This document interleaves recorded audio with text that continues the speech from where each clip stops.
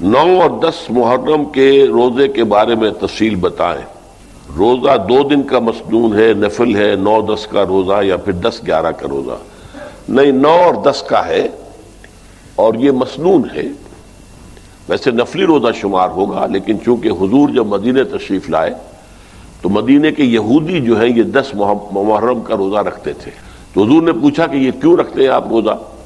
تو انہوں نے کہا کہ اس تاریخ کو ہمیں جو آل فرعون سے ان سے نجات ملی تھی اور فرعون غرق ہوا تھا اور ہم آزاد ہوئے تھے، تو حضور نے فرمایا کہ موسیٰ پر تو ہمارا حق تم سے زیادہ ہے، ہم موسیٰ کو مانتے ہیں، پوری طرح مانتے ہیں، لہذا حضور نے اپنے صحابہ کو بھی حکم دیا کہ تم روزہ رکھو، حالانکہ ابھی رمضان کا روزہ بھی فرض نہیں ہوا تھا۔ تو یہ اس وقت کا ہے، تو اس لیے روزہ 2 دن کا کہ ہم وہ یہود سے اپنے معاملے کو علیحدہ کرنے کے لیے یہ کہ وہ 1 دن کا رکھتے ہیں تو ہم 2 دن کا رکھیں گے۔